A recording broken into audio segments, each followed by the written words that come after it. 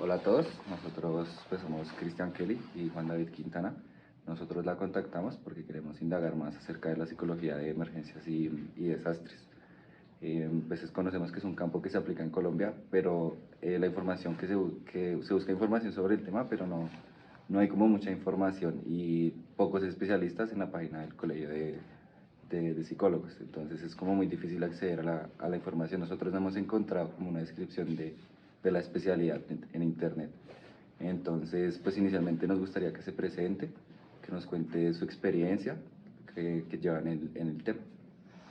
Bueno, yo soy Zulay Quintero, soy psicóloga de profesión, especialista en psicología jurídica y forense.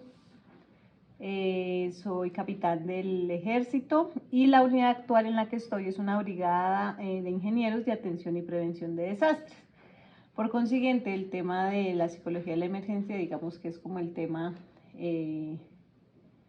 que dentro del campo de la psicología más aplica a la brigada actual en la que estoy trabajando. Bueno, en base a su experiencia y a los conocimientos que ha tenido en este campo, ¿qué descripción como tal más específica nos podría decir sobre lo que es la psicología de emergencias y desastres? La psicología de la emergencia es un campo que lo que busca es dar una atención, yo diría más psicosocial, a las víctimas del desastre que estemos hablando, de la emergencia que estemos hablando. Hay que dividir como dos espacios de atención. Porque si bien es cierto que uno escucha psicología de la emergencia y uno la asume para las personas que son víctimas directas de un desastre, por ejemplo, una avalancha, un terremoto, ¿cierto? Que es lo que uno de pronto alcanza a asimilar. En realidad, mucho de la psicología de la emergencia tiene que ver más con la salud mental de todos los equipos de rescate. Entonces, por un lado estarán los primeros auxilios psicológicos, que digamos que es como lo más conocido de la psicología de la emergencia y que lo que busca es devolver el equilibrio emocional que una persona perdió producto de una emergencia, ¿cierto? Entonces, frente a una emergencia, la persona naturalmente sus necesidades básicas quedaron difícilmente, o sea, quedó con una dificultad para poderla resolver. Un ejemplo, su casa, se le cayó la casa, o no tienen servicios públicos, o no tiene cómo comer. Eso le genera a la persona una crisis emocional directa. ¿Qué? Pues la psicología y la emergencia, digamos que lo explica y ha creado unos métodos para intentar restablecer ese equilibrio emocional. Pero por otra parte está toda la preparación o de fortalecimiento de salud mental para los equipos de intervención en emergencias, que pueden ser bomberos, que pueden ser los equipos de paramédicos de las ambulancias, porque la carga, el estrés que ellos viven en un momento así es como el doble que la víctima. ¿A qué me refiero yo con esto? La víctima tiene un sufrimiento porque perdió algo, un ser querido, una posesión, una mascota, tiene que desplazarse de su lugar natal y eso le produce un daño o un sufrimiento. Pero el trabajador o el rescatista o el trabajador que atiende emergencias tiene que luchar con dos cosas: el estrés de actuar en el tiempo, porque en las emergencias el tiempo es vida, como se dice. No, me voy a poner a pensar y a meditar qué hago, qué no hago. No, porque eso puede generar la muerte de alguien, ¿cierto? Entonces tiene que trabajar bajo presión con el tiempo, hacer las cosas bien, y sumado a eso, pues tiene que luchar con su propio mundo, es decir, son seres humanos, pueden tener preocupaciones, puede que preciso el día que se activó la emergencia se estaba separando, murió su papá, murió su mamá, y sumado a eso el miedo natural a la muerte. O sea, mientras todo el mundo huye de un lugar de emergencia, los equipos de rescate entran. ¿Sí? Entonces es ir en contra como de esa naturaleza. Si se me está cayendo el edificio, lo lógico es que yo me vaya, ¿cómo me van a decir que me meta? ¿Sí? Entonces digamos que ese estrés doble hace que sea muy, muy importante que los equipos de rescate se preparen o fortalezcan su estado de salud mental. Entonces, digamos que eso es como, en resumen, como esas dos líneas de acción en lo que significaría psicología de la emergencia. Entiendo. Digamos en el caso de la emergencia que hay actualmente con el Nevado del Ruiz, que hay alerta naranja, esta aplicaría para preparar al personal que está allá. Tengo entendido que hay como una brigada muy cerca al Nevado que está como interviniendo y ellos son los últimos que evacuarían en el caso de una Sí, como yo les digo, actualmente la brigada en la que trabajo es una brigada de atención y prevención de desastres que tiene unas unidades militares que están desplegadas en todo el país. Sin embargo, también hay unas unidades que nosotros denominamos territoriales, ¿cierto? Que pues tienen su jurisdicción en cada uno de los departamentos. Entonces, digamos que la unidad nuestra, que es la especializada, lo que hace es llegar a ese lugar para ser parte del equipo de trabajo ya de esa unidad que toda la vida territorialmente ha estado ahí, asesorarlos en temas de pronto técnicos, y ya frente a una inminente avalancha o una avalancha, pues obviamente ya es la brigada la que entra a operar para ayudar a las posibles víctimas. Y teniendo en cuenta esto, una persona que quiera, digamos, ejercer esto, ¿qué actitudes, qué habilidades debería como tener antes de enfrentarse? Bueno, depende de lo que estemos hablando, ¿no? Si estamos hablando única y exclusivamente de la psicología de la emergencia, sí, o si estamos hablando de las personas que trabajan en los grupos de rescate, o sea, los rescatistas, digamos que son como perfiles diferentes, ¿no? Pero si hablamos de psicología de la emergencia, o sea, que ustedes me dijeran, hey, nosotros que el día de mañana de pronto queremos ser psicólogos y quisiéramos trabajar en esos campos, ¿qué necesitamos? Sí, sí. Obviamente, como en todos los campos y en las profesiones, pues digamos que el estudio es muy importante, ¿sí? Como bien lo decían ustedes, es un campo que es muy nuevo, que no es sencillo encontrar hoy en día la especialidad como tal, que diga especialidad en psicología de la emergencia. Es más fácil encontrar de pronto diplomados, seminarios, pero la especialidad como tal, no. Y la maestría, acá en Colombia, ¿no? En España ellos son muy avanzados en el tema de la emergencia y ellos sí ya tienen estudios. Entonces, digamos que con lo poco que hay que pues obviamente documentarse para entender cómo funciona en ese momento de una emergencia la psique de la persona. Si yo no entiendo cómo funciona, pues ¿cómo lo atiendo? Porque es una situación anormal. Yo no puedo asumir, voy a poner un ejemplo, que porque la persona está desorientada, que no me dice qué fecha es hoy, qué nombre tiene, no, es que ya tiene un problema neurológico, como de pronto normalmente uno diría, no, pues yo hago las preguntas para verificar 3 esferas y si sale mal es porque hay un daño neuronal. No, porque puede ser simplemente unos síntomas de un estado de confusión en el que está la persona, pues que acaba de ocurrir una emergencia, ¿cierto? Entonces, sí hay una serie de cosas que como que se desligan un poquito de la psicología normalita, cotidiana que conocemos. Y la experiencia, que les guste además, por lo mismo que les estoy hablando, que tengan en ese, no sé cómo decirles, en su vocación, ese anhelo de ayudar, ya no tanto desde lo clínico, ¿sí? Desde ese rol clínico de pronto de querer etiquetar o patologizar cada síntoma o cada comportamiento que vemos, sino acá no, ¿sí? Es de querer contribuir o ayudar a las personas literalmente, o a los rescatistas, según donde estén, del lado que estén como una manera más trabajando. Más directa, más rápida. Y obviamente que este tipo de cosas no les cause temor, ¿no? Los psicólogos también somos humanos y el hecho de que seamos psicólogos no significa que no tengamos miedos. Si hay una persona que, no sé, que dice que toda la vida le entra en pánico cuando medio tiembla, pues probablemente o tiene que trabajar muy fuerte para lograr dominar ese temor y entonces que no vaya a ser como un obstáculo en el desarrollo de su carrera, o tal vez definitivamente debería pensar en otro campo de acción de pronto con menos, o que le genere menos temores. Entonces, un ejemplo, a mí las alturas me causan mucho temor y ese ha sido uno como de los elementos para poder mejorar o trabajar, porque realmente se convierte en una limitante. Porque el psicólogo de la emergencia no es de escritorio, como de pronto el clínico que está ahí, ¿sí? En su lugar. Sino su lugar de trabajo es afuera, durante la emergencia, sí. ¿Cierto? Y los lugares de emergencia y desastre no son lugares cómodos. Ay, no, por favor, necesito que me ubiquen una mesita con 2 sillitas. No, eso no va a existir, ¿cierto? Y entonces todos esos miedos que a veces uno ni se pregunta, ¿será que yo tengo algún miedo? Salen. Que le tengo miedo a la oscuridad, entonces no me voy a meter por allá donde no haya luz, y si la emergencia es de noche y se fue las redes eléctricas, ¿qué voy a hacer? O le tengo miedo a las culebras, a los animalitos, y la emergencia es como lo que pasó en La Calera cuando se vino, ¿cierto? Y que estuvieron buscando los cuerpos, pues están entre el monte, la tierra, las maticas, entonces bichos van a ver, ¿cierto?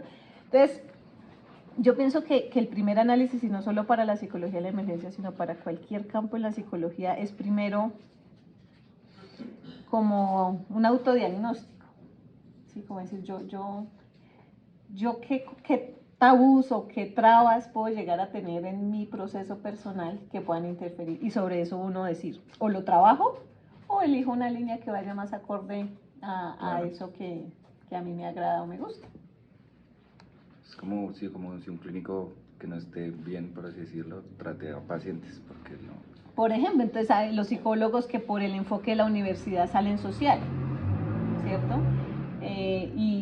Pero que de pronto consideren que les gusta la clínica, pues tendrían que entrar a estudiar más, especializarse para tener la competencia, porque puede llegar a ser peligroso que alguien que no tiene las herramientas teóricas y prácticas entre a trabajar a una persona, porque es que cambiamos vidas, literalmente. Sí, claro. Y digamos, además de ese autodiagnóstico que se hace la persona para, digamos, ser parte de esa especialidad, ¿hay algún tipo de prueba o examen para eso? En caso de que no sea consciente de... Pues que esté específica para temas de emergencia, una prueba que uno puede decir, vamos a decir, la prueba X vocacional para saber, no existe, o no tengo el conocimiento si existirá. Pero digamos que ya los otros características de personalidad podría llegar a ser que tiene que ser una persona con mucha capacidad de autocontrol, tiene que tener mucha capacidad de autocontrol para transmitirle esa tranquilidad a las personas. Y si usted está más alterado que la otra persona, entonces, pues no, pierde el año, ahí no hay nada que hacer. Tiene que tener una competencia para hablar muy buena. No puede ser una persona tímida para hablar. No, habilidades sociales. Porque volvamos a la base. La base, no es que eso sea lo único, pero digamos que ese es como el pilar de mucho de la psicología de la emergencia, tiene que ver con los primeros auxilios psicológicos. Y los primeros auxilios psicológicos se basan en una entrevista, vamos a ponerlo así, sí, aunque no cuadriculada, porque es una conversación fluida. Y esa conversación, pues necesita que usted sea un buen conversador, porque no puede ser como una entrevista, ¿no? Entonces, buenos días, mi nombre es Tal, ¿su nombre cuál es? ¿Me recuerda qué edad tiene?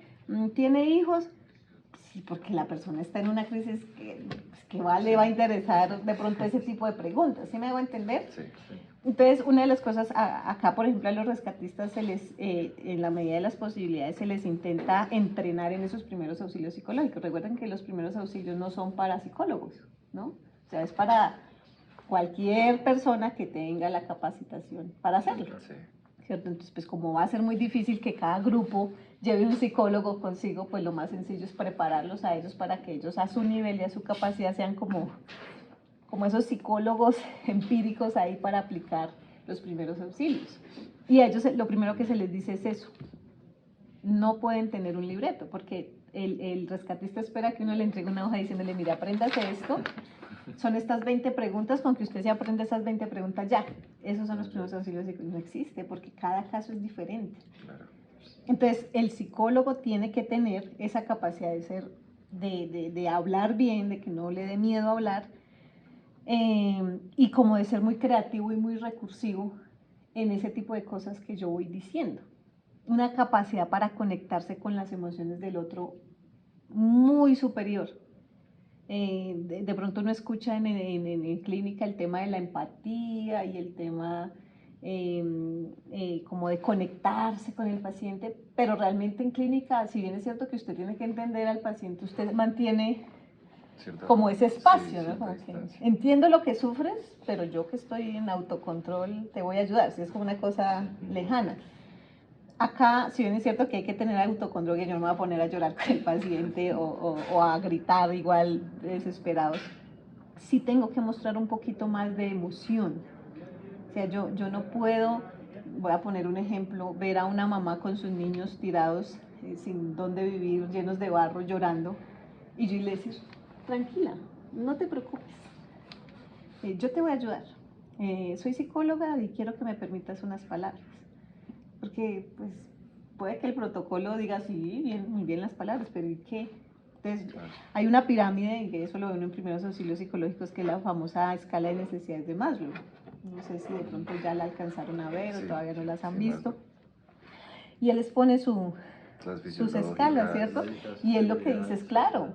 O sea, antes de que usted hable de cualquier otra motivación, primero revise las básicas, las fisiológicas. Si esa persona tiene frío, hambre, sueño, cansancio, usted puede ser el mejor orador del mundo, pero nada de lo que usted diga le va a servir. Exacto. ¿Cierto? Entonces, ese tipo de cosas hay que tenerlas muy claras. ¿Sí? Esto no es de magia, ay, no, es que solo porque hablo bonito, no. Es de tener eso claro para saber de qué manera voy atendiendo esas necesidades de esa persona para irla sacando como ese espacio, porque la mayoría de personas en la emergencia lo que tienen es, pues, usted se va a encontrar personas con duelos, se va a encontrar personas con ideación suicida. Parecería contradictorio, porque uno dice, ay, pero se salvó, sí, pero lo perdí todo. Palabras, ¿para qué vivo? Sí, perdí a mi esposa, perdí a mis hijos, mi empresa pues, la arrasó. Sí. Entonces, ¿para qué vivo? Yo mejor me hubiera muerto con ellos. Entonces, ¿qué va a contestar usted frente a eso? Oiga, sí tiene toda la razón. Venga, lo entierro otra vez. Sí, no puede ser. Entonces, cuando yo les digo que debe tener hoy una preparación teórica para entender qué está sufriendo la persona, pero también una creatividad para irlo manejando. A ellos acá, por ejemplo, en sus módulos, ellos hacen acá un taller de primeros auxilios, se les enseña como lo básico de qué es la psicología, de qué estudia la psicología, de los procesos básicos, cómo funciona la percepción, la sensación, la memoria. Y mucha gente dice, ¿y para qué necesitamos saber eso? Pues es que si usted no entiende cómo funciona eso, ¿cómo le va a hablar a la persona? ¿Cómo va a entender por qué está en confusión? ¿Cómo va a entender por qué la persona tiene una visión diferente a la que tiene usted? Mientras a usted le parece que no fue tan grande la tragedia, la persona la está viendo gigante. Entonces a ellos se les enseña todo eso, se les enseña la intervención en crisis como tal, se les habla de estrés, porque ¿qué es lo que está viendo la persona? Pues un estrés, sí, muy fuerte, entonces tiene que entender cómo funciona el estrés, se les habla de los neurotransmisores, o sea, eso más básico de la psicología que uno dice, eso es lo más bobo, en realidad acá se convierte en lo más importante porque es lo que le va a dar el insumo a la persona que esté ahí para saber qué decir o qué no. Incluso con las víctimas a veces lo único que se necesita es que le ayuden a entender qué le está pasando. Como una psicoeducación. La persona dice, es que yo no entiendo por qué yo no me puedo acordar de mi nombre. Sí, el estrés está en ¿Sí? la confusión. Entonces cuando escucha a alguien que le dice, eso que usted lo ve tan extraño es normal, y es normal porque en este momento su cerebro, y le empieza a explicar, obvio, sin palabras técnicas, al nivel de cada quien, la persona descansa de pensar que es que me volví loco, de es que será que me dio un golpe y por esto, ¿sí? Y empieza a decir, es normal que me sienta así, Entonces, a veces solo eso, ya, esa era toda la ayuda que necesitaban, entender qué les está pasando. Digamos, además de las ya mencionadas como la psicología social y la clínica, ¿qué otra parte interdisciplinar hay, digamos, en relación con la psicología de emergencias y desastres? ¿Qué otras especialidades como que tienen parte ahí? ¿O alguna otra profesión? Tengo entendido que médicos, rescatistas, voluntarios. Por eso, en la parte de emergencias, digamos que hay espacio para todas las profesiones. Los equipos de emergencia se componen generalmente de enfermeros, médicos, psicólogos, veterinarios, porque en el rescate hay animalitos, hay perritos de rescate, o bien sea que sean víctimas. Entonces a todos ellos se les debe prestar atención. Entonces, digamos que si uno pudiera armar su equipo de emergencias ideal, pues tendría que estar compuesto por muchas profesiones. Un ejemplo, hasta el ingeniero es un ingeniero estructural, porque él es quien mide el riesgo. Hay un temblor, acaba de ocurrir un temblor, ¿sí? ¿Cómo sabemos nosotros como rescatistas que podemos ingresar a esa edificación? Sí, ¿Sí? claro. Y no que los daños estructurales son tan graves que tan pronto entre el equipo de rescate se acaba de desplomar. ¿Ves? Entonces, el campo de acción en emergencias es muy grandotote. Tiene que ver más, vuelvo e insisto, al primer punto que les hablé, con la vocación. Es imaginar, no sé, como los bomberos, la defensa civil, que uno dirá, pero ¿y esa gente? Hay voluntariados, ¿no? Y hay gente que dice, ¿y esa gente qué hace? ¿Esa gente qué le están pagando? Bueno, hay algo dentro de ellos, dentro de su, no sé, su raíz de su mundo, que hace que les motive eso, el ayudar a otros. Sí. Entonces, vital la vocación de servir a los otros y de ayudar, y además en las condiciones que le hago lo que va a hacer afuera, en campo abierto, no consultorio. Entiendo. Sí, eso es lo más como importante. Entiendo. Y en cuanto, digamos, al trabajo, o sea, ya un trabajo formal, que tengas donde, no sé, un contrato, donde ganes dinero por hacer la especialización, ¿en dónde lo podemos encontrar? ¿En el ejército, solo la defensa civil? Aquí en Colombia, que conozco. Lo que pasa es que volvemos a lo mismo, el campo de la psicología de la emergencia está muy nuevo. O sea, no es nuevo, en realidad si uno se va a la literatura, pues, es muy viejo, pero digámoslo como que se está empezando a En el notar país, sí. un poco más ahora. Sé y sé que todos los municipios, todos los departamentos, existe algo que se llama la Unidad Nacional de Gestión de Riesgo, ¿cierto? A nivel nacional, a nivel departamental y a nivel municipal. Cada municipio debe tener una oficina a nivel departamental deben tener sus propios equipos. En toda esa estructura del Sistema Nacional de Gestión del Riesgo, pues hay cabida para profesionales que tengan algún tipo de conocimiento en el manejo del riesgo, ¿sí? Por ejemplo, en IDIGER, acá en Bogotá, existe un psicólogo que es experto en emergencias, ¿cierto? Y él está ahí y ya es muy conocido, pues porque volvemos a lo mismo, casi no existe gente especializada. Pero como tal, que la vacante diga psicólogo, especialista en emergencias, creo que difícilmente por ahora lo vamos a conseguir, ¿cierto? O sea, que el requisito sea especialista en emergencias va a ser bien complicado por ahora, ¿cierto? Hay muchos campos de acción del psicólogo, que puede ser hasta administrativo en la ejecución de los planes y manejos de emergencia, pero que no le van a exigir específicamente que sea especialista. De pronto pueden decir con conocimiento o experiencia laboral Sí, en es el como campo de la orientado hacia la emergencia, vocación. ¿cierto? Pero como tal, no. Obviamente el psicólogo, por ejemplo, el que yo les estoy mencionando y dije, pues a él le pagan su salario porque él no está trabajando gratis. Pero lo que quiero entender es que no es una vacante específica. Yo les puedo decir, sí, mire, el área de psicología de la emergencia, actualmente en el país el sueldo independiente de la empresa oscilaría entre tanto y tanto. No, porque eso ya es de la empresa. En ejército tiene su brigada de atención y prevención, que a su vez tiene unas unidades donde en teoría en cada unidad debería haber un psicólogo, ¿cierto? Pero acá, digamos como está estructurado, no es para personal civil. O sea que un ejemplo, si ustedes dijeran, uy, a mí me gusta el ejército, el único camino es volviéndose un oficial del ejército, ¿cierto? Porque como civiles, no, los civiles están contratados en dispensarios, más en la parte clínica de salud, pero en esta parte de la psicología de la emergencia, pues no hay espacio para el civil, porque otra cosa importante de las emergencias es que ocurren en cualquier momento. Y eso ya rompe la manera tradicional de trabajar. Usted no puede decir, entonces yo voy a trabajar en mi empresa de lunes a viernes, hasta las 6 de la tarde, me voy. Hay una emergencia, yo no sé, yo no estoy laborando, ¿cierto? Uno no podría decir eso. Entonces, los bomberos, ellos tienen unos turnos, de tal manera que si hay una emergencia, pues estén siendo civiles. Y en el caso de nosotros, pues a nosotros no nos aplica, porque nosotros la condición de militares exige que se llama algo que nosotros decimos acá 24/7, o sea, trabajar 24 horas, 7 días a la semana. El día que lo llamen, tiene que estar, no, es que es de noche, no, es que es domingo. Debe estar. ¿Sí? Sí. Entonces, pues digamos que acá yo no les podría orientar sobre un campo de trabajo de vacantes o de oportunidad laboral, pues porque la única es incorporarse, no hay más opción. Entonces, en cuanto, digamos, a los estudios y eso, no hay como tal una que diga eso. Que yo conozca en este momento, no. Vuelvo y digo, conozco diplomados, conozco seminarios, sé que virtualmente hay muchos cursos, seminarios que casi todos vienen de España, porque España, vuelvo y les repito, España, si ustedes quieren encontrar más cosas sobre psicología de la emergencia, España es como el país pionero en eso. Pero digamos que pues acá, hasta ahora, se está iniciando, ya hay un avance importante en toda Latinoamérica, pero hasta ahora se está trabajando en eso. Esto es como, pues es muy cultural, ¿no?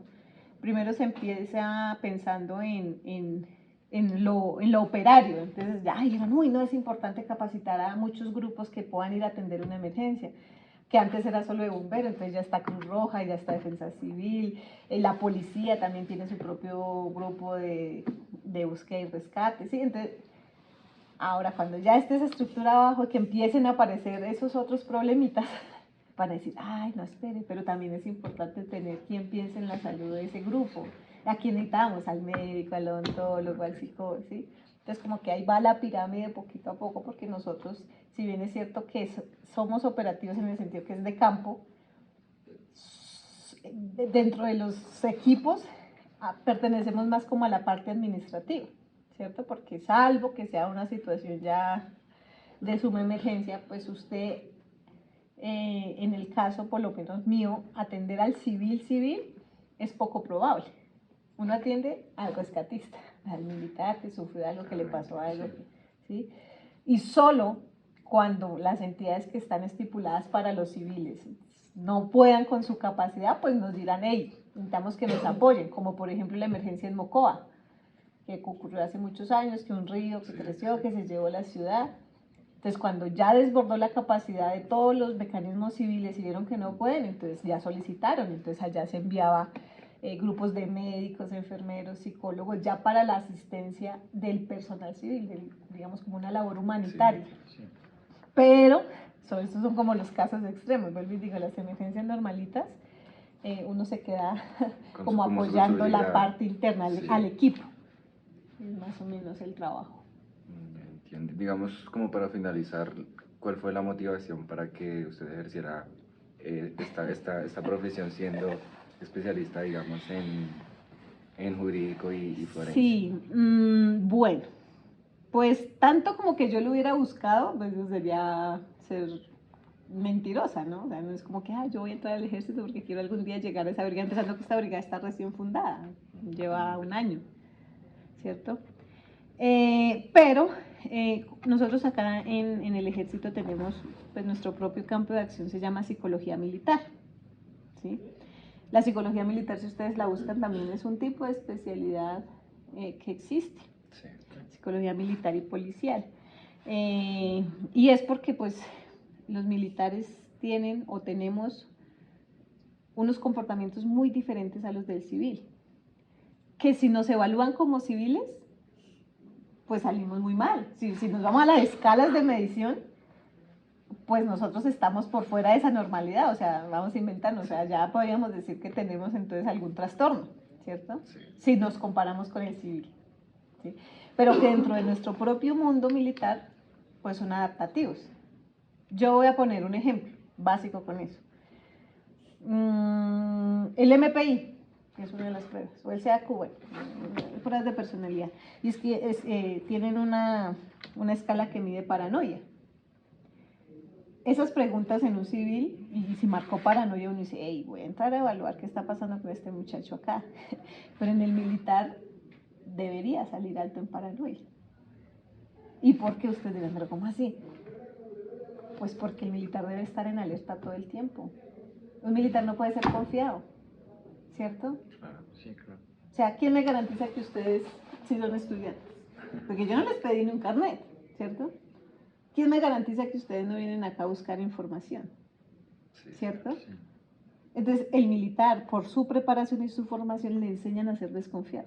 Tiene que, porque si no, ¿sí? Y si saliera la noticia, entonces el civil diría, oye, eso que es militar y tan bobo, ¿cierto? Sí. No sé si me estoy haciendo entender, sí, ¿cierto? Sí, entonces digamos que ese campo es un campo aparte, ese sí todavía más aparte del resto de cosas. Entonces digamos que a mí en su momento lo que me interesó fue eso, así como, ¿qué estaba pasando en esa mente de esas personas que yo veía tan lejanas y que a veces hasta uno juzga y que uno dice son como seres de otro mundo, como monstruos extraterrestres? Sí, incluso como la comunicación es muy diferente. Sí, escucha uno cosas, ve uno cosas. Yo no estudié, fue en universidad pública, entonces digamos que el contexto era muy diferente y suena feo decirlo, pero digamos que como que uno tiene un velo que le dice, ellos son enemigos, ¿no? Son los malos de la historia, los derechos humanos, de todo lo que uno escucha. Sí.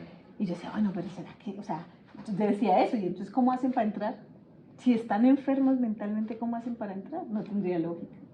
Entonces como que ese fue mi interés, eso hace que finalmente yo empiece a trabajar con el ejército no militar sino como civil y ya estando en un dispensario, en la parte clínica, entendiendo un poquito eso más, pues ya me agradó entender y comprendí cómo son los procesos aquí y que realmente uno puede ayudar más desde adentro que criticando o muchas cosas que cuando uno está afuera lo ve así.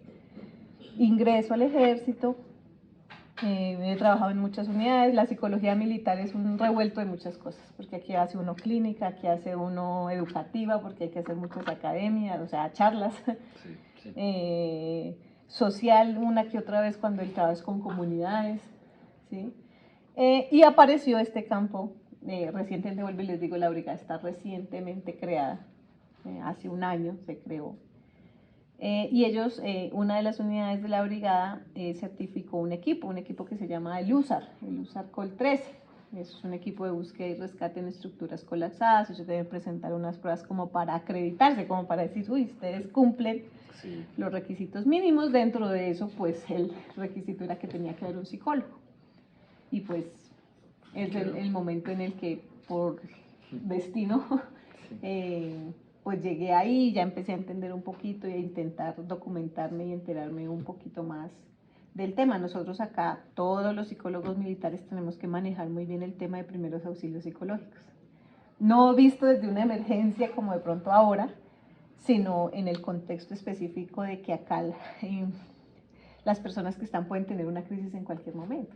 Entonces está el soldado con el fusil que sufre una crisis, y entonces, ¿qué vamos a hacer? Entonces, digamos que todas las personas deben tener eso de intervención en crisis y primeros auxilios muy claro. Entonces, como era medio afín, pues no se me hizo inicialmente tan complejo o tan complicado, porque era como aplicar lo mismo, pero ya no basados en un combate, ya no pensados en otra cosa, sino en el contexto de la emergencia. Comprendo. ¿Estos estudios de psicología y el posgrado en dónde lo realizó? El pregrado en la Universidad Pedagógica y Tecnológica de Colombia, la UPTC, y la especialidad la hice en la Santo Tomás. En forense y jurídico. Sí, jurídica y forense en la Santo Tomás. Comprendo. No sé si tenga alguna otra pregunta. No. Bueno, pues realmente le damos muchas gracias por el espacio. Principalmente sabemos que no es como fácil, o a mí se me hace que es como muy complicado entrar a estas instituciones. Es como, no sé, o sea, es que por lo que tú dices, porque se ve como muy allá, entonces son otros procesos, como entrar, digamos, a un sector comercial, cosas así. Principalmente eso y pues la información, porque las dudas quedaron bastante como muy aclaradas, es más que, digamos, que el proceso de investigación que llevamos, como que lo vamos a sacar más de esta entrevista porque es más la información que tenemos, que digamos que ir a internet, a un artículo científico. Vale, listo. Es muchísimo agradable y pues gracias. Bueno.